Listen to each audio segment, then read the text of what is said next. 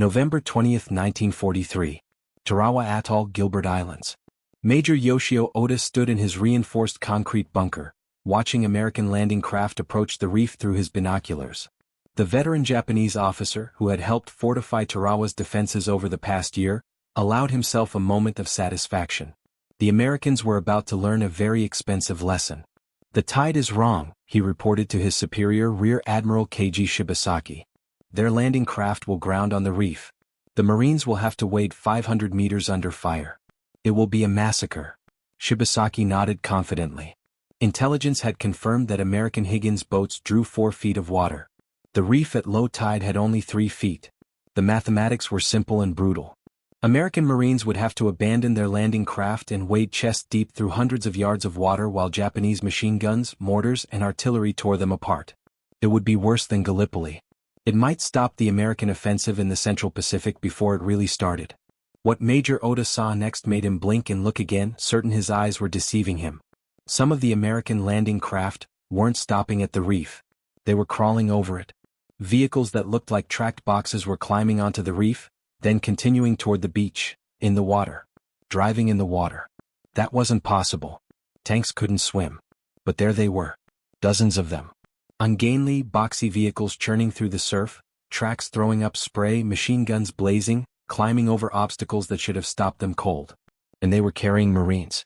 Not just a few, 20 or 30 troops per vehicle, all protected by armor until they reached the beach. Oda grabbed his radio. "Alert all positions. The Americans have armored amphibious vehicles. They are not stopping at the reef. Repeat, they are coming straight through." What Major Oda didn't know, what Japanese military intelligence had completely missed, was that he was watching the combat debut of the LVT landing vehicle tracked, called the Alligator or Amtrak by the Marines who rode them. A vehicle so radical, so unexpected, so uniquely American in its conception that it would revolutionize amphibious warfare forever. Within 2 years, these swimming tanks would make every Japanese island fortress vulnerable. Every defensive plan obsolete. Every beach accessible. This is the story of how American ingenuity turned a civilian swamp rescue vehicle into a weapon that conquered the Pacific. How Japanese defenders' carefully planned obstacles became irrelevant. How a weird contraption that looked like it was designed by a committee of drunk engineers became unstoppable. And how Japanese officers' confident laughter turned to panic as American Marines came ashore in armored vehicles that simply refused to acknowledge that water was supposed to stop them. The LVT story starts in the most unlikely place imaginable, the Florida Everglades. In 1935, a guy named Donald Roebling, heir to the Roebling bridge-building fortune, was messing around with a personal project. He wanted to build a vehicle that could traverse the Everglades to rescue hurricane victims and down pilots in areas where boats couldn't go and wheeled vehicles got stuck. Roebling's solution was a tracked aluminum vehicle with a boat-like hull.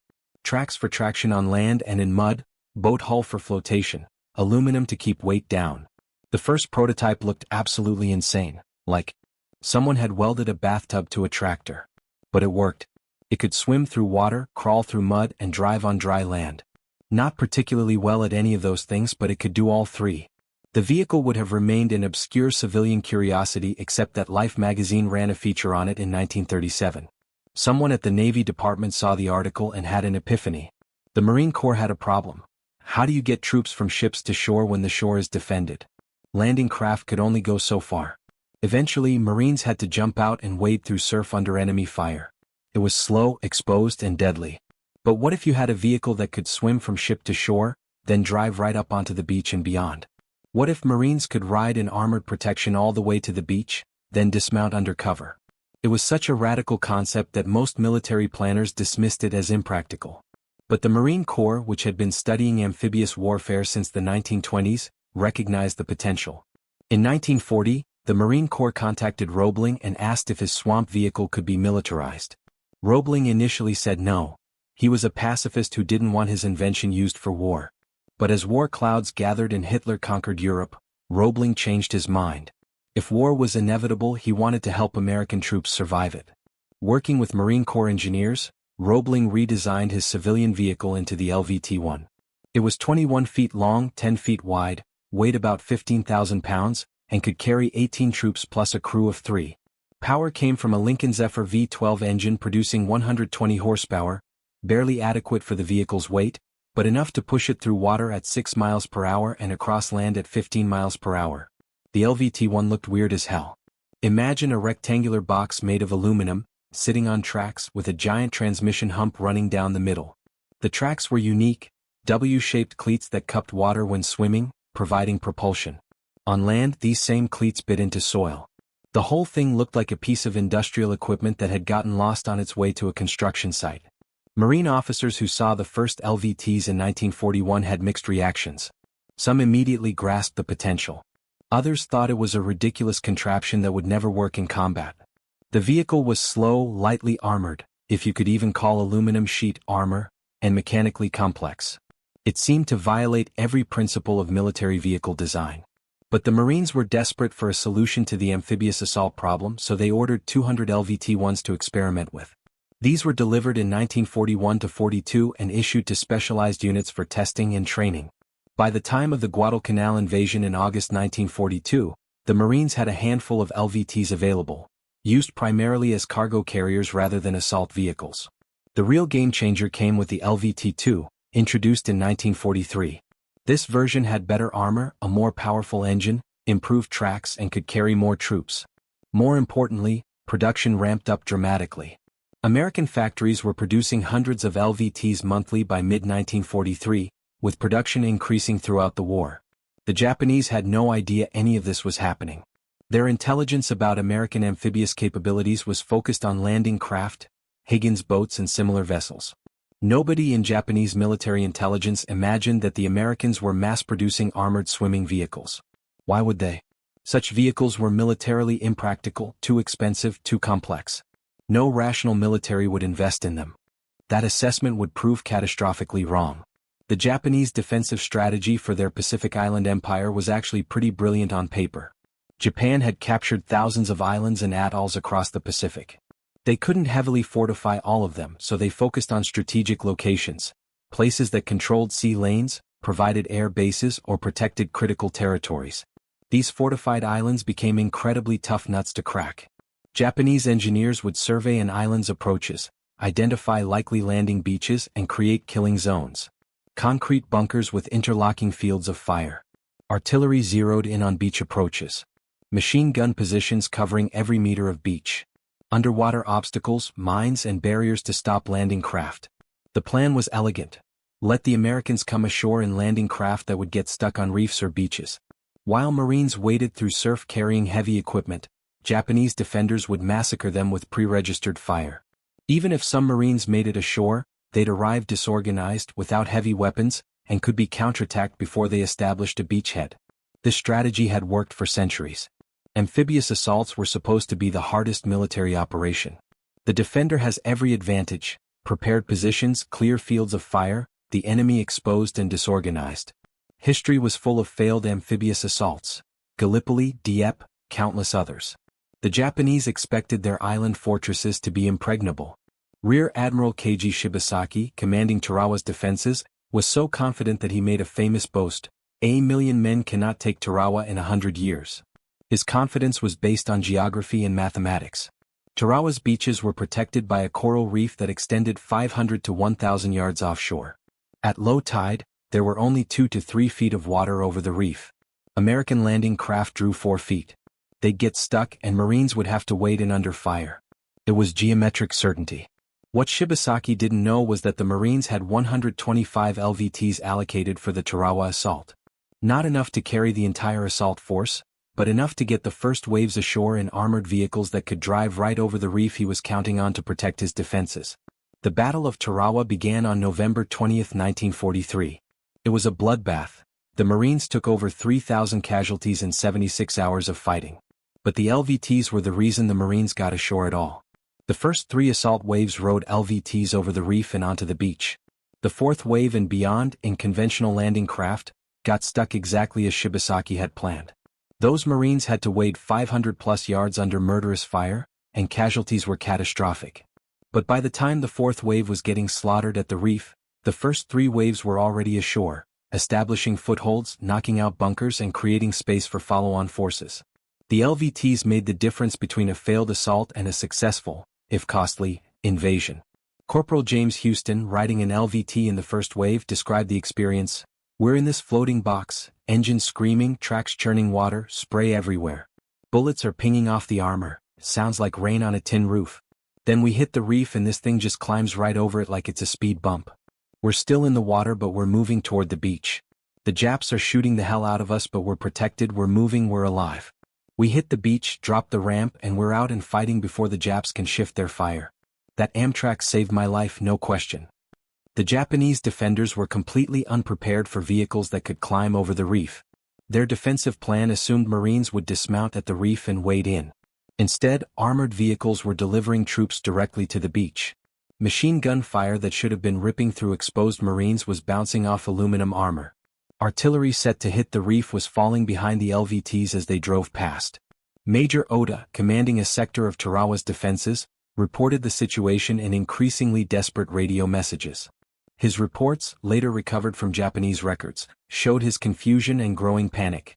0612 hours, enemy landing craft approaching reef. All positions prepare for reef assault. 0632 hours, enemy vehicles crossing reef.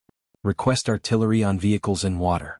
0648 hours, multiple armored vehicles on beach. They are delivering troops under cover. Our machine gun fire ineffective. 0705 hours, enemy establishing beachhead. They came ashore in tanks. How is this possible? That last line, how is this possible? Would echo through Japanese defensive planning for the rest of the war. American Marines weren't supposed to arrive on beaches in armored vehicles. That wasn't how amphibious assaults worked. The Americans had broken the rules. After Tarawa, every Marine commander wrote reports about LVT performance. The verdict was unanimous. They needed more LVTs, better armed LVTs, and better armored LVTs. The aluminum armor of the LVT-1 and LVT-2 could stop rifle fire and fragments, but heavy machine guns could punch through. Marines wanted protection against heavier weapons. The response was the LVTA series. The A stood for armored. These were LVTs fitted with tank turrets and heavier armor. The LVTA-1 had a 37mm gun turret from the M3 Stuart light tank. The LVTA-4 had a 75mm howitzer turret. These weren't just troop carriers, they were swimming tanks that could provide fire support during the assault and immediately after landing. Production of all LVT variants exploded. By 1944, American factories were producing over 500 LVTs monthly. Different versions for different missions: cargo carriers, troop carriers, armored fire support, even flamethrower versions. The LVT had evolved from an experimental vehicle into a family of specialized amphibious platforms. The Japanese watched this evolution with growing alarm. Intelligence reports from 1944 described American amphibious capabilities in increasingly concerned terms. A captured Japanese planning document from June 1944 included this assessment: American amphibious armored vehicles render traditional beach defenses inadequate. These vehicles can cross reefs, navigate obstacles, and deliver troops with armor protection. Defensive planning must assume enemy can land armored forces directly on beaches regardless of natural obstacles. This represents fundamental change in amphibious warfare. That was putting it mildly. The LVT had completely rewritten amphibious assault doctrine. Islands that should have been nearly impregnable were suddenly vulnerable. Beaches that seemed impossible to assault became viable landing sites. The Pacific, which should have been a defensive fortress for Japan, was becoming a shooting gallery. The Battle of Saipan in June 1944 demonstrated how thoroughly the LVT had changed Pacific warfare. Saipan had excellent defenses, reefs, strong fortifications, plenty of defenders. Japanese commanders expected it to hold for months, possibly longer. The initial assault used over 700 LVTs, delivering 8 Marine and Army battalions directly onto beaches in the first wave. The result was chaos, but organized chaos that worked. LVTs swarmed ashore, delivering thousands of troops in minutes. Some LVTs got hit and burned, but most made it through. The sheer number of vehicles overwhelmed Japanese defensive fire. You can't stop 700 armored vehicles with machine guns and artillery designed to stop troops wading through surf. Private First Class Eugene Sledge, who would later write the classic memoir With the Old Breed, rode LVTs in multiple Pacific assaults. His description captures the experience: you're packed in tight with 20 other guys, everyone's gear jabbing into you, engine noise so loud you can't think, diesel fumes making you sick, spray coming over the side soaking everyone. Then bullets start hitting, ping ping ping, and you're just praying that aluminum holds up. You can't see where you're going, can't do anything but wait. Then wham, you hit the beach, ramp drops, and you're running out into hell. But you made it to the beach alive, and that was the whole point. The psychological impact on Japanese defenders was significant. Their entire defensive doctrine was built around stopping enemies during the vulnerable transition from sea to land. The LVT eliminated that vulnerability. Marines were arriving on beaches protected, organized, and ready to fight immediately. This forced Japanese defenders to engage Marines who were already ashore and supported by armored vehicles, a completely different tactical problem. Some Japanese units tried adapting their tactics. They'd let the first waves land, then counterattack before the Marines could establish strong positions. Sometimes this worked, but usually it just meant Japanese troops were attacking Marines who had armored LVTs providing supporting fire. The LVTA series with their turret-mounted guns could engage bunkers and infantry positions immediately after landing, suppressing Japanese fire during the critical first minutes ashore. At Peleliu in September 1944, Japanese defenders tried a new approach. Instead of defending the beaches heavily, they'd fortify inland caves and ridges, letting Marines come ashore with minimal resistance, then grinding them down in brutal inland fighting. This strategy inflicted terrible casualties on the Marines, but it also represented Japanese admission that they couldn't stop Americans from landing anymore. The LVT had made beaches indefensible. The industrial scale of American LVT production was staggering. By war's end, the U.S. had produced over 18,000 LVTs of all types. That's more amphibious armored vehicles than the rest of the world combined had produced in all of history. The factories building them, mostly Food Machinery Corporation, Borg-Warner, and Graham Page, were turning out dozens of LVTs daily. Each LVT required roughly 15,000 pounds of aluminum, 5,000 pounds of steel, a V12 engine, tracks, transmission, and hundreds of other components. The supply chain to support LVT production was enormous. Mining operations, smelters, engine factories, parts manufacturers, all coordinated to feed the final assembly lines. Only American industrial capacity could have supported this kind of specialized production at scale. The Japanese couldn't replicate it even if they'd wanted to. By 1944, American submarines and air power had largely cut off Japanese access to raw materials. Japanese industry was struggling to produce basic weapons, let alone experimental amphibious vehicles. Even if Japanese engineers had designed their own LVT equivalent, and they did try, manufacturing capacity didn't exist to produce them in meaningful numbers. The versatility of the LVT platform proved incredibly valuable. Beyond the basic troop carrier and armored versions, engineers developed specialized variants for different missions. The LVT, a -4 with a 75mm howitzer, could provide direct fire support, destroying bunkers and fortifications immediately after landing. The LVT equipped with flamethrowers, nicknamed Zippos, could clear cave systems and fortified positions. Cargo variants could deliver ammunition, water, medical supplies, and equipment across reefs and onto beaches where no other vehicle could go. Recovery vehicles could retrieve damaged LVTs and other equipment from beaches and shallow water. Command variants with extra radios served as mobile headquarters during assaults. Even ambulance versions were created, evacuating wounded Marines from beaches back to ships over routes that conventional ambulances couldn't traverse. This flexibility meant Marines could customize their assault loads based on specific mission requirements. Heavy fortifications? Bring more LVT-4s with 75mm guns. Cave systems? Load up on flamethrower LVTs. Rough coral that would tear up conventional vehicles? No problem, LVTs handled it. The crew training for LVTs was intensive and specialized. Drivers needed to master operating the vehicle in water, where steering was accomplished by varying track speed like a tank, and on land, where handling was more conventional but still tricky. They needed to navigate through surf, handle rough coral, avoid underwater obstacles, and do all of this while under fire and carrying 20 Marines who were depending on them. Maintenance was its own challenge. LVTs operated in salt water, which corroded everything. Sand and coral got into tracks, bogies, and transmissions. Engines ran at maximum power almost constantly during assaults. Combat damage was common. Maintenance crews worked around the clock keeping LVTs operational. Technical Sergeant Harold Johnson, a maintenance chief in an Amtrak battalion, described the challenge. These things beat the hell out of themselves just doing their job. Salt water eats aluminum and steel. Sand grinds everything. The engines weren't designed to run at max RPM for hours on end, but that's what the drivers do during an assault. We'd work all night replacing transmissions, rebuilding engines, straightening tracks. By dawn, we'd have most of them ready to go again. It was brutal work, but it was necessary. Those LVTs were the only way to get Marines ashore alive. The innovation continued throughout the war. The LVT-3 Bushmaster introduced a rear engine compartment with a rear ramp, allowing vehicles and supplies to drive straight into and out of the LVT. This made logistics easier and faster. The LVT-4, introduced in 1944, became the most produced variant with over 8,300 built. It had a rear ramp, better armor, improved tracks, and could carry 30 troops or 8,000 pounds of cargo. Each iteration incorporated lessons learned from previous operations. Better armor placement based on where combat damage concentrated. Improved water tightness after vehicles sank due to leaks. Stronger transmission components to handle the brutal operating conditions.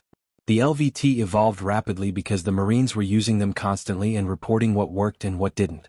By 1945, the LVT had become so integral to Marine operations that assault planning started with LVT availability. Commanders would allocate LVTs first, then plan infantry waves around LVT capacity. The vehicle had gone from experimental novelty to the foundation of American amphibious doctrine in less than 4 years. The Japanese never developed an effective counter to LVTs beyond hoping to destroy enough of them with heavy weapons fire. They tried underwater obstacles. Some LVTs got stuck on these or were damaged, but most pushed through. They tried concentrating artillery on beach approaches. This worked sometimes, but American naval gunfire and air support suppressed most Japanese guns during critical landing phases. Some Japanese units tried using concentrated mortar fire against LVTs as they crossed reefs, reasoning that the vehicles were vulnerable before reaching the beach.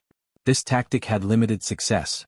Mortars are area weapons and hitting a moving target in water is difficult. Plus, American Marines were learning to provide smoke cover for LVTs during the approach, obscuring them from observation. The brutal reality was that once Americans committed to assaulting a Japanese-held island with adequate LVT support, the island was going to fall. The question wasn't if but how long, and at what cost. The LVT gave Americans the ability to get enough combat power ashore fast enough to establish a beachhead that couldn't be eliminated. At Iwo Jima in February 1945, despite some of the most intense defensive fire in the Pacific War, LVTs delivered Marines onto the beaches in waves that just kept coming. Japanese defenders destroyed many LVTs. The beaches were littered with burning wrecks, but American production had reached the point where losses didn't matter operationally. There were always more LVTs. The famous photograph from Iwo Jima of Marines raising the flag on Mount Suribachi represents the end of a campaign that began with LVTs crawling ashore under volcanic ash and artillery fire, delivering the Marines who would eventually take the island. The LVTs weren't glamorous or photogenic, but they made victory possible. At Okinawa in April 1945, the final major amphibious assault of the war, over 1,200 LVTs participated in the initial landings. They delivered an entire Army Corps, 4 divisions, onto beaches in a matter of hours. The scale of the operation would have been impossible without LVTs. Conventional landing craft couldn't have handled the reefs and tidal conditions. The LVT made the invasion possible. The post-war analysis of Pacific amphibious operations consistently highlighted the LVT as a decisive capability. A U.S. Marine Corps study from 1946 concluded, the LVT represented a fundamental innovation in amphibious warfare that provided American forces with a decisive advantage over Japanese defenders. The ability to deliver troops and armored protection directly from ship to shore, crossing obstacles that stopped conventional landing craft, changed the balance of amphibious assault from favoring the defender to favoring the attacker with adequate LVT support. That's military speak for, this thing was a game changer. The LVT took operations that should have been impossibly difficult and made them merely difficult.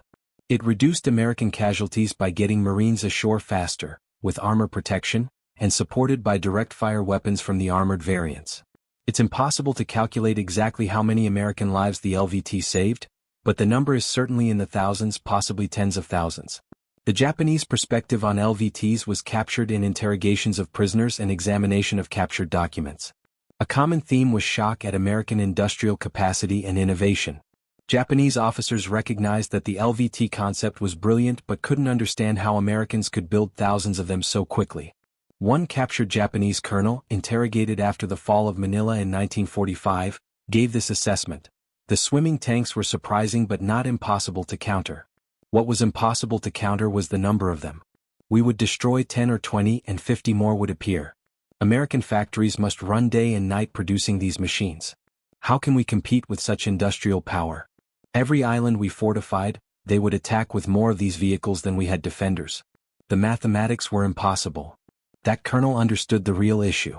The LVT wasn't just a clever vehicle, it was a symbol of American industrial dominance.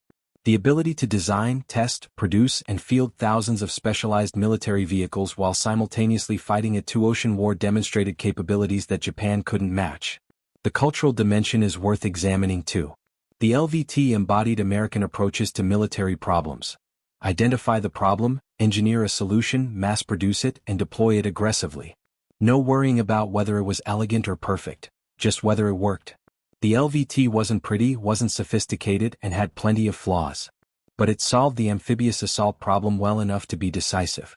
Japanese military culture emphasized perfection and refinement. Japanese engineers designed beautiful, sophisticated weapons that often took too long to develop and were too expensive to produce in quantity. American engineers designed crude but effective weapons that could be built fast and cheap. In a total war decided by attrition and production capacity, the American approach won. The legacy of the LVT extended far beyond World War II. The design principles, tracked amphibious vehicles for assault operations, became standard in modern militaries. The U.S. military continued developing and fielding amphibious vehicles through the Cold War and into the present. Modern vehicles like the AAV-7, now being replaced by the ACV, are direct descendants of Roebling's original Everglades rescue vehicle. The LVT also influenced civilian engineering. Post-war, many LVT designs were adapted for civilian use in remote areas, swamps, oil fields, and disaster relief. The fundamental concept, a vehicle that can traverse multiple terrains and water, proved valuable in many applications beyond military assault. At the National Museum of the Marine Corps in Virginia, a restored LVT-2 sits in a diorama depicting the Tarawa landings. It's rusty, scarred, and looks brutally utilitarian, which it was. The placard describes its specifications and service record. But the real story is in the photograph displayed next to it. The photo shows a beach littered with destroyed LVTs, burning wrecks scattered across coral sand. But behind them, clearly visible, are Marines fighting inland, advancing, taking the island. The caption reads, "They got us ashore. That's all we asked them to do." That's the LVT story in one sentence. It got Marines ashore alive when they should have been slaughtered in the surf. Not every time, not without losses, but enough to make victory possible. That's worth remembering.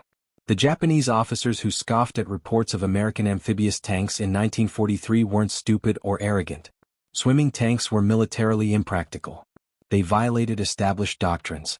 They seemed like desperation weapons from a nation that didn't understand proper military engineering. The Japanese were making reasonable assessments based on their experience and doctrine. They were also completely wrong. The Americans had figured out that desperate times required desperate measures, and sometimes desperate measures worked brilliantly. The LVT was ugly, crude, mechanically unreliable, and limited in capability. It was also exactly what was needed to solve the amphibious assault problem in the Pacific. By 1945, Japanese defensive planning had to account for American LVTs in every scenario. But there was no effective counter, no way to stop them in sufficient numbers, no hope of matching American production. The swimming tanks that seemed laughable in 1943 had become unstoppable by 1945. The final irony is that Roebling designed his vehicle to save lives, to rescue people stranded in disasters. The military turned it into an assault weapon. But in a sense, Roebling's original purpose was fulfilled. The LVT saved lives, tens of thousands of American lives, by getting Marines ashore with protection that conventional landing craft couldn't provide. When the Marines came ashore in LVTs, they came ashore fighting, not dying in the surf. That was revolutionary. That changed everything. That won the island war in the Pacific. The Japanese officers who watched in disbelief as those ugly metal boxes crawled over reefs and onto beaches learned their lesson too late. By the time they understood what American engineers had created, American Marines were already ashore, already fighting, already winning. The laughter stopped at Tarawa. The scoffing ended at Saipan. By Iwo Jima and Okinawa, there was only grim Japanese determination to make each island cost as much as possible, because they knew Americans could land anywhere, anytime, and in force. The swimming tanks that shouldn't have worked had rewritten the rules of amphibious warfare. And those rules favored the Americans. Game over. But let's rewind and dig deeper into how this revolution actually happened, because the story of the LVT is way more complex and fascinating than just Americans built swimming tanks and won. Donald Roebling wasn't just some rich guy tinkering in his garage. He was a serious engineer with genuine humanitarian motivations. His grandfather, John Roebling, had designed the Brooklyn Bridge. Engineering excellence ran in the family. But Donald was different. He wasn't interested in fame or military glory. He wanted to save lives. The Florida hurricane of 1935 had killed over 400 people, many of them stranded in the Everglades where rescue vehicles couldn't reach them. Roebling was haunted by newspaper accounts of victims who survived the hurricane only to die slowly in remote swamps because rescuers couldn't reach them. He decided to build a vehicle that could go anywhere, through water, mud, swamps, whatever, to reach disaster victims. His first prototype, built in 1935-36, was laughably crude. It looked like a metal bathtub with tractor tracks. The tracks were made from curved aluminum segments that would cup water when swimming. In theory, this would provide propulsion. In practice, the first version barely moved in water and was even worse on land. Roebling spent 3 years and a considerable chunk of his fortune refining the design. By 1937, when Life magazine featured his alligator, Roebling had something that actually worked. It could swim at 5 miles per hour, drive on land at 15 miles per hour, and most importantly, could transition between water and land without stopping. That last capability was crucial. Most amphibious vehicles had to stop, make adjustments, then continue. Roebling's design just kept going. The Navy officer who saw that Life article was Lieutenant Victor Krulak, a young Marine Corps officer who'd been thinking hard about amphibious warfare. Krulak had studied the Gallipoli disaster, where British and Anzac forces were slaughtered trying to land on Turkish beaches in 1915. The problem was simple. Boats could only get you so close, then you had to wade ashore exposed to enemy fire. Krulak wanted a solution. When Krulak saw Roebling's alligator, he immediately understood the potential. What if, instead of carrying hurricane victims, it carried Marines? What if, instead of civilian rescue, it was used for military assault? Krulak wrote a report that eventually reached Marine Corps headquarters. By 1940, senior Marine officers were visiting Roebling in Florida to see the alligator in person. Roebling initially refused military involvement. He was deeply opposed to war and didn't want his humanitarian invention weaponized. But by late 1940, with Europe under Nazi control and Japan expanding aggressively in Asia, Roebling reconsidered. If America was going to war regardless of his wishes, he wanted American troops to have every advantage. Reluctantly, he agreed to help militarize his design. The transformation from civilian rescue vehicle to military assault vehicle required major changes. The original alligator was aluminum, light but not bulletproof. Marine engineers wanted armor. The civilian version carried maybe 6 people. The military needed to carry a full rifle squad plus crew. The civilian engine was adequate for rescue work. Military operations demanded more power, more reliability, more everything. The redesign took from 1940 to early 1941. Roebling worked closely with Marine Corps engineers at Dunedin, Florida, creating what would become the LVT-1. The hull was strengthened, though still primarily aluminum. A more powerful engine was installed, the Lincoln Zephyr V12, producing 120 horsepower. Not enough for the vehicle's weight really, but it was what was available. The track design was improved for better water propulsion and land traction. The LVT-1 that emerged was 21 feet long, 10 feet wide, and weighed 13,000 pounds empty, nearly 18,000 pounds loaded with troops and gear. It could carry 18 combat-loaded Marines plus a 3-man crew. Top speed was 6 miles per hour in water, 15 miles per hour on land. Not fast, but faster than Marines could wade through surf under fire. The first production order for 200 LVT-1s was placed in November 1941, a month before Pearl Harbor. This turned out to be incredibly fortunate timing. When war broke out, the Marines already had LVT production underway. By mid-1942, the first units were receiving LVTs and beginning training. That training revealed problems nobody had anticipated. LVTs were weird to drive. On land, they handled like a tank. You steered by varying track speed, slowing one track to turn in that direction. In water, the same principle applied, but the vehicle's response was sluggish and unpredictable. Drivers needed hours of practice to master the transition from water to land, where the vehicle's handling changed dramatically. Maintenance was a nightmare. Salt water corroded everything it touched. Sand and coral abraded tracks, sprockets, and bogie wheels. The Lincoln engine, designed for luxury automobiles, wasn't built for sustained operation at maximum power in tropical heat. Transmissions failed regularly. The aluminum hull developed cracks from stress. Early LVT units spent more time on maintenance than training. But the Marines persisted because they understood what LVTs could do. At Guadalcanal in August 1942, a small number of LVTs were used primarily for cargo transport, ferrying supplies from ships to shore across reefs and through surf that stopped conventional boats. The performance was impressive enough that commanders requested more LVTs for future operations. The real validation came at Tarawa. The operation was planned in detail based on tide charts that turned out to be wrong. The assault was scheduled for what should have been high tide, when conventional Higgins boats could clear the reef. Instead, the tide was low, only 3 feet of water over the reef. Higgins boats drew 4 feet. They got stuck, and Marines had to wade 500 to 700 yards through chest-deep water while Japanese machine guns and artillery massacred them. But the first 3 waves rode LVTs. Those 125 vehicles crawled over the reef like it wasn't there. Some got hit by artillery and burned. Some got stuck on underwater obstacles. But most made it to the beach, delivering roughly 1,500 Marines directly onto the shore in the first 30 minutes of the assault. Private First Class Norman Hatch was in one of those first-wave LVTs. His account, recorded years later, captures the terror and chaos. You're packed in this metal box with 20 other scared Marines. Can't see anything except a little patch of sky. Engine noise is deafening, you can't hear the guy next to you yelling. Then the bullets start hitting. Ping ping ping, like somebody's hammering on the outside with a ball-peen hammer. You know that's bullets trying to kill you, and that thin aluminum is all that's between you and death. Water's splashing over the sides, soaking everyone. Guys are praying, crying, vomiting from fear and diesel fumes. The driver's screaming something but nobody can hear him over the engine. Then we hit something, wham, and the whole vehicle shudders. We're on the reef. The LVT climbs up and over, tracks grinding on coral. More bullets hitting, louder now because we're a bigger target out of the water. Then we're in surf again, moving toward the beach, and suddenly we're taking heavier fire. Something big hits, a mortar round maybe, and the LVT lurches. Somebody's screaming that we're hit. But we're still moving. Still heading for the beach. Then crunch, we hit sand. The ramp drops. Sergeant's yelling, "Geo go go," and we're out, running, and the world is explosions and bullets and screaming and chaos. I hit the sand and just lay there for a second, couldn't believe I was alive.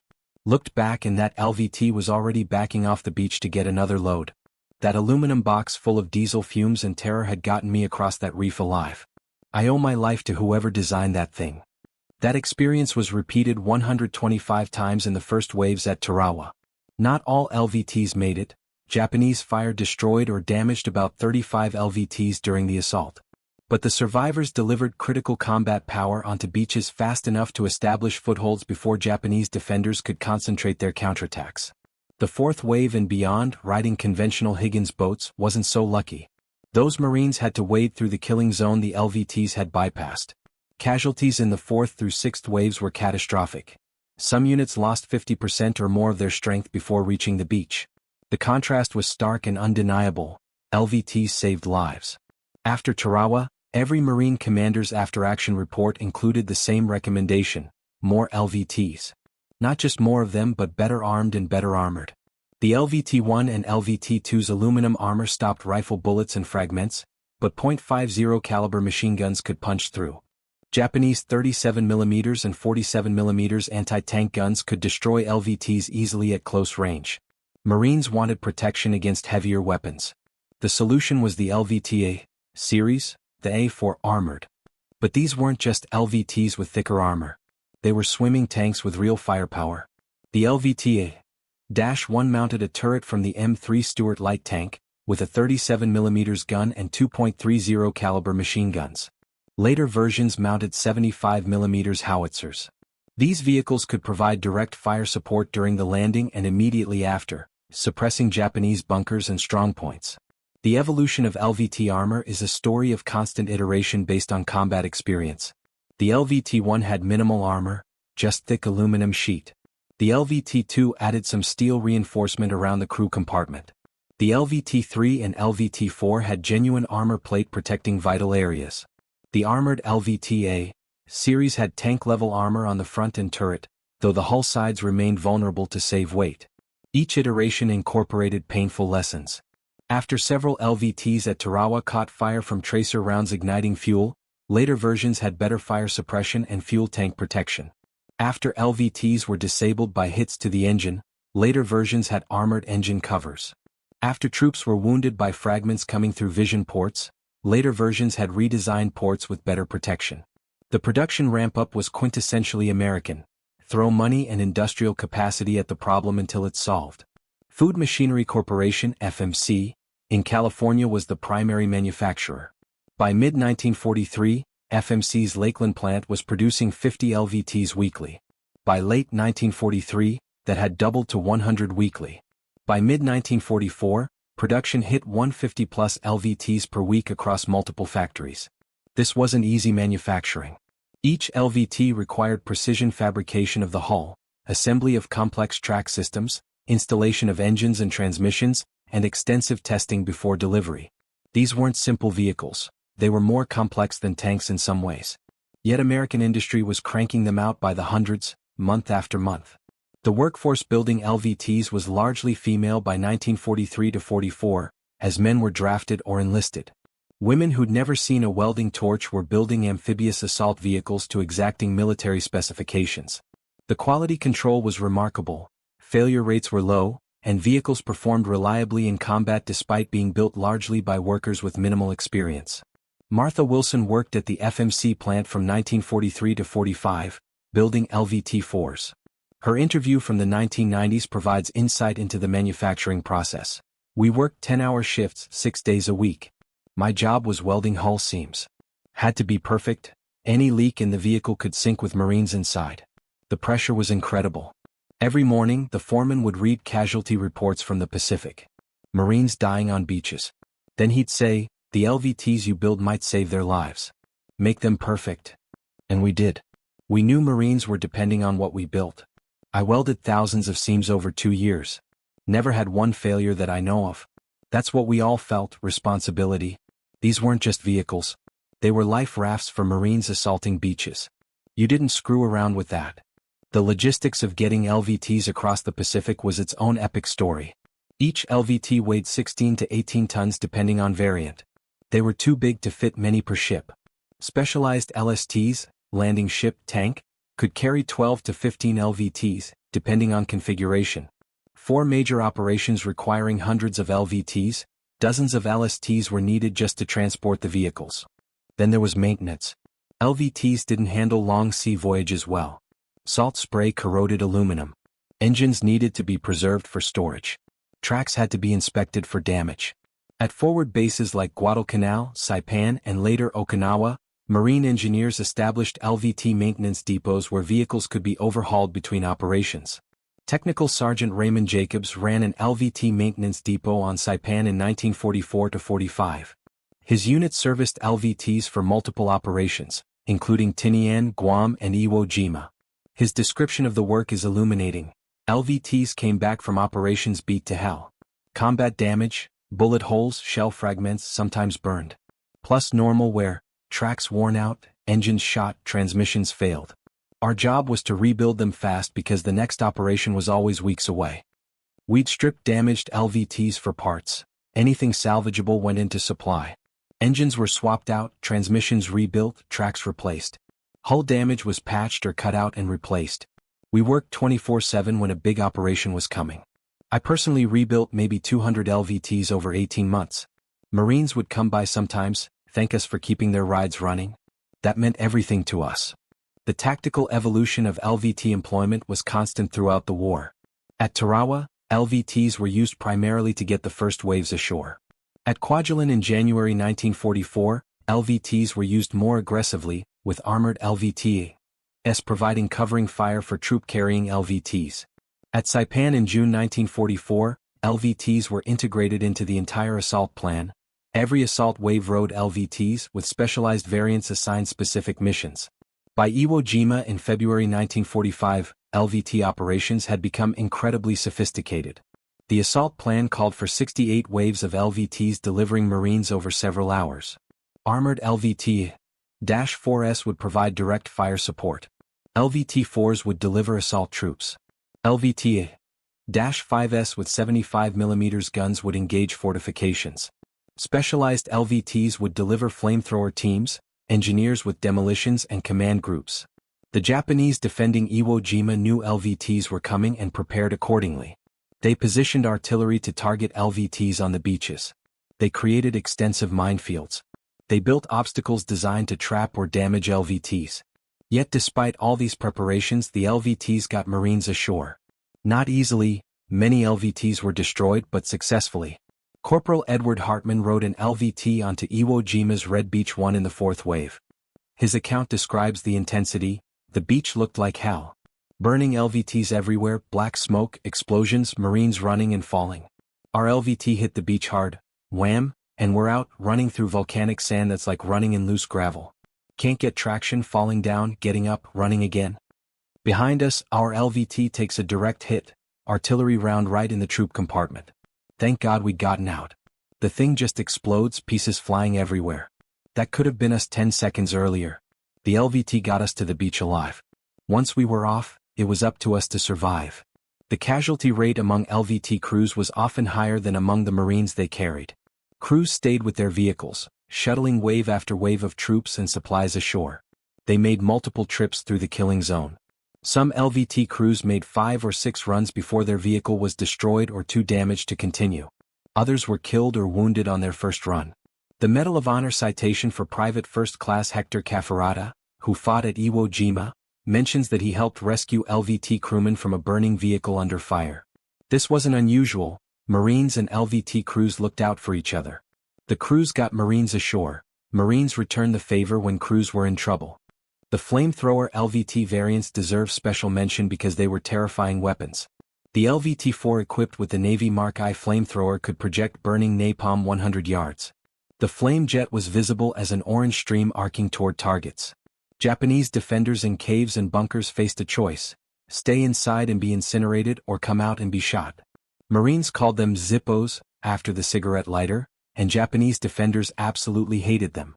Being burned alive is perhaps the most feared way to die, and flame-throwing LVTs delivered that death from armored vehicles that were hard to stop. The psychological impact was enormous. Some Japanese positions surrendered at the mere sight of flame LVTs approaching. Private First Class Eugene Sledge, in his memoir With the Old Breed, described watching a flame LVT clear a cave system on Peleliu. The flame shot out like a giant blowtorch, hitting the cave entrance and pouring inside. You could hear the screaming, terrible, inhuman screaming. Then Japanese soldiers came running out, uniforms on fire, and our guys cut them down. It was horrible but necessary. Those caves had to be cleared. The development of specialized LVT variants continued throughout the war. The LVT-5 mounted a Euro-stabilized 75mm howitzer in a fully enclosed turret. This was essentially a swimming tank destroyer. The LVT-3C was designed as a command vehicle with extra radios and map boards. The LVT-6 was a post-war development but was designed during the war with improved performance. Each variant solved specific problems. Can't communicate effectively during assaults? Build a command LVT with better radios. Need more direct fire support? Mount bigger guns on armored LVTs. Need to clear bunkers? Add flamethrowers. The modularity of the LVT platform meant new variants could be created relatively quickly by modifying the basic design. The training evolution for LVT crews mirrored the vehicle's evolution. Early crews received minimal training, sometimes just a few hours before combat. By 1944, dedicated Amtrak training schools existed in California and Hawaii, where crews received weeks of instruction. Training covered driving in water and on land, basic maintenance, combat procedures, and emergency actions. The survival rate improved dramatically as training improved. At Tarawa, many LVT crews were lost because they didn't know how to handle combat damage or how to escape sinking vehicles. By Iwo Jima, crews were trained in damage control, emergency escape procedures, and how to keep damaged vehicles operational long enough to get troops ashore. The comparison with Japanese amphibious capabilities is stark. Japan did develop some amphibious vehicles. The Type 2 Kami was an amphibious tank with detachable pontoons. But Japanese production was minuscule.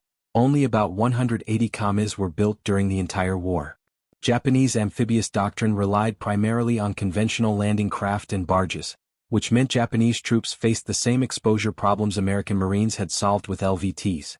This asymmetry meant that when Japanese forces had to conduct amphibious operations, like reinforcing island garrisons, they took heavy casualties from American air and naval attacks. Japanese landing craft were vulnerable, slow, and easily destroyed.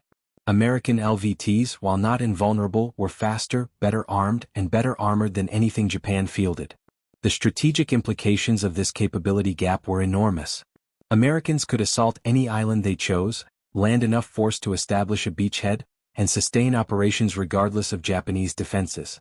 Japan could barely resupply or reinforce islands under threat. The LVT gave Americans offensive amphibious capability that Japan couldn't match or effectively counter. At Okinawa, the final major amphibious operation, American forces landed 4 full divisions, over 60,000 troops, in the initial assault. Over 1,200 LVTs participated, creating a spectacle that witnesses described as awe-inspiring and terrifying. Japanese defenders on the beaches were simply overwhelmed by the scale of the assault. Within hours, Americans had established a beachhead miles wide and deep enough that Japanese counterattacks couldn't eliminate it. The post-war assessment of LVT impact was unequivocal.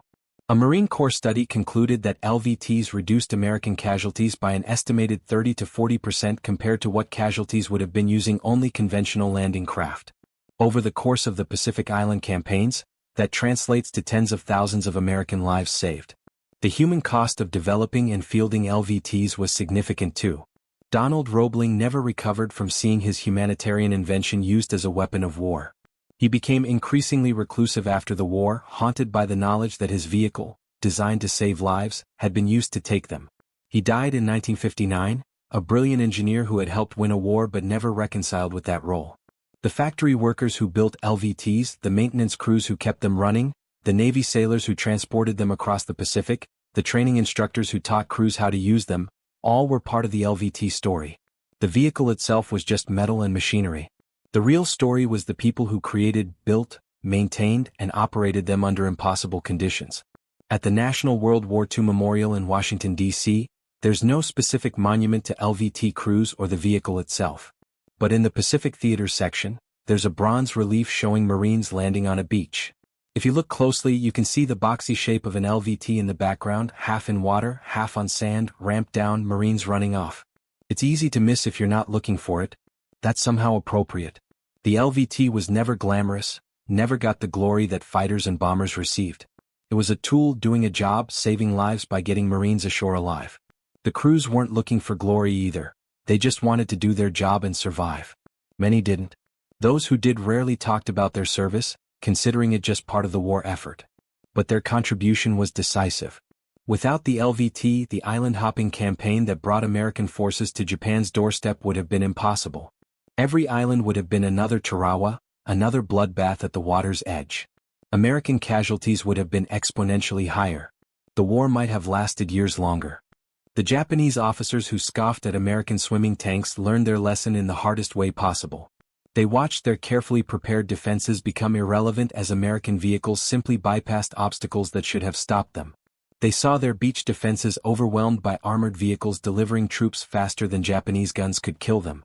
They experienced firsthand what happens when American industrial capacity focuses on solving a military problem. By war's end, captured Japanese planning documents assumed American LVT capabilities in every scenario.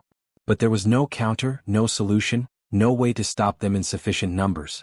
The swimming tanks that seemed ridiculous in 1943 had become an unstoppable fact of life by 1945. The LVT had done what good weapons should do. Solved a problem, saved friendly lives, and contributed decisively to victory. It wasn't pretty, wasn't perfect, but it worked. In war, that's what matters. The final word should go to the Marines who rode them into combat. A letter home from Corporal James Murphy, written after Saipan, captured the sentiment. We call them Amtraks or alligators or sometimes just the tractor. They're loud, uncomfortable, and smell like diesel and vomit. But they get us to the beach alive, and that's all that matters. I've ridden them onto 3 beaches now. Each time I was sure I'd die. Each time that tractor got me ashore breathing. I'll never say a bad word about LVTs as long as I live. That Marine made it home. So did thousands of others, thanks to Donald Roebling's ungainly aluminum box with tracks. The swimming tanks had won the Pacific one beach at a time.